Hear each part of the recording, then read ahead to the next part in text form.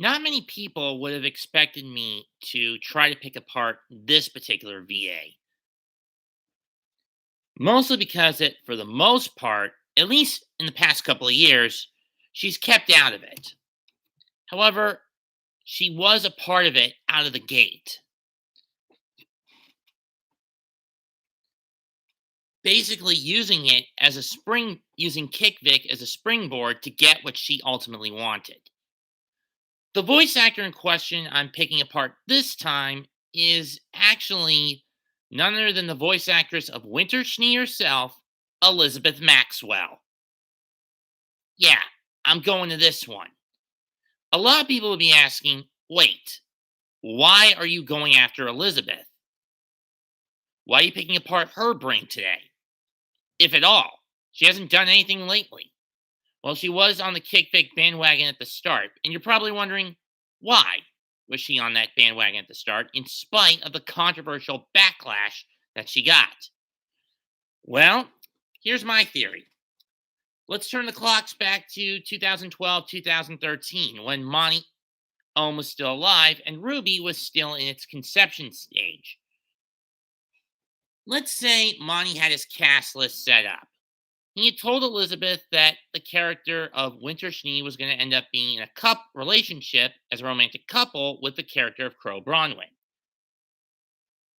Seeing this as a dream come true for herself, Elizabeth hoped that she could lobby for a certain voice actor to be put in that role.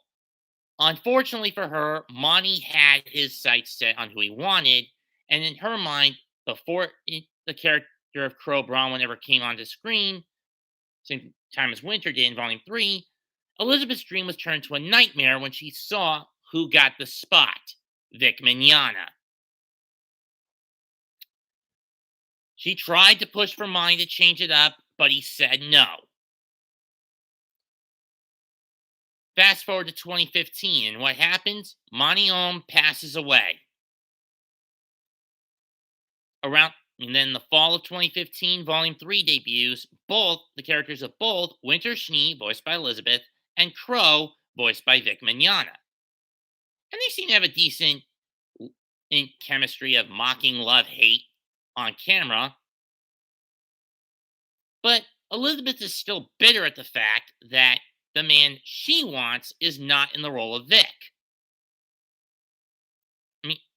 Is not in the role of Crow.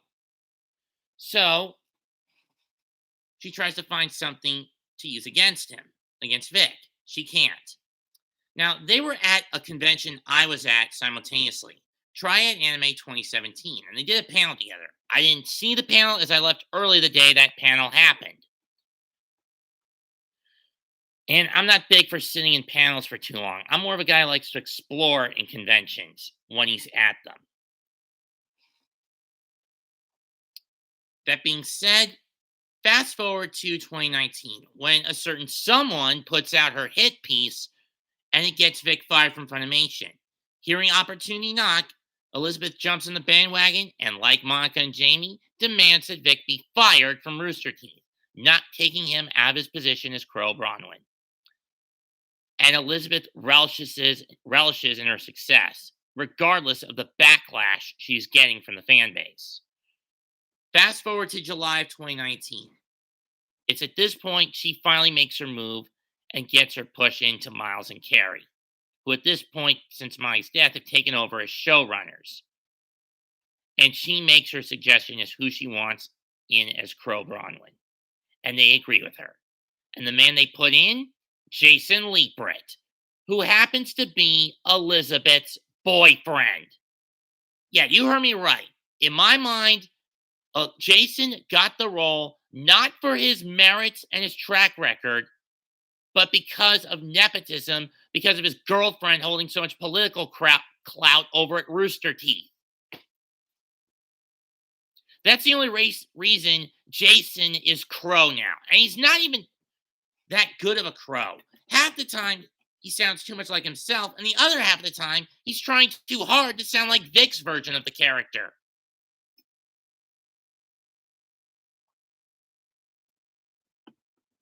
I know he's only been in the role for about 2 volumes, and I should give him another chance, But honestly, I can't, given the fact he didn't earn his spot. It was handed to him.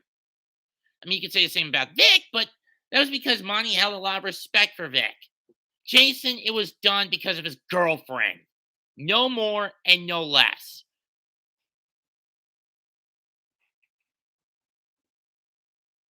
And the fact that Elizabeth basically had to levy and politic to get Jason in makes me sick. If Jason had gotten the part on his own merits and talents, regardless of what side of the fence he was on, then I would have been okay with the swap with the chain. I mean, with him getting the part. But no, because it was Elizabeth lobbying it for him to get in, I'm sickened by it. It is that disgusting.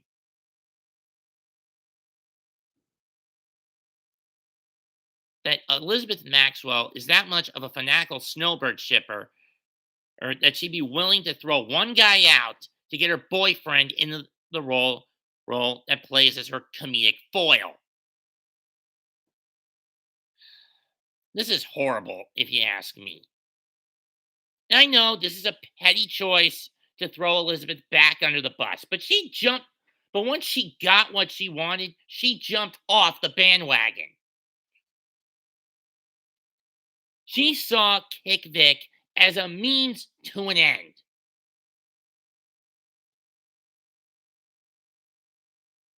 And that end was getting Vic out and putting Jason in. Now, if I were to bring this up to Vic on Wednesday, he'd probably never believe me about that in regards to Elizabeth. And if you look at this from the way I've laid it out in my head, there is some merit to this logic of what I'm using. And I know Elizabeth doesn't show up in my neck of the woods that often, but if she shows up at any of the cons that I am not labeled as an outlaw at, like Queen City Anime, GalaxyCon Raleigh, Animazement,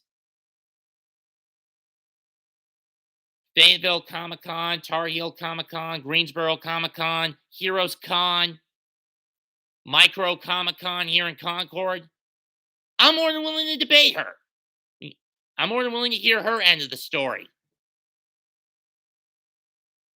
But she better come clean about it. Because at this point, with many of these voice actors currently or formerly associated with Kick Vic, why the hell should we believe them? Just about everything they've ever told us was a lie. Or is a lie.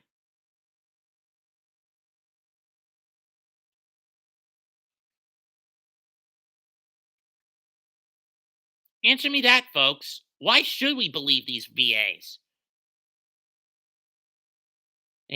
Who are so politically inclined to throw people they don't like under the bus for the sake of repressive tolerance, for the sake of fascism, for the sake of totalitarian left-wing socialist philosophies. Why should we believe these guys and gals?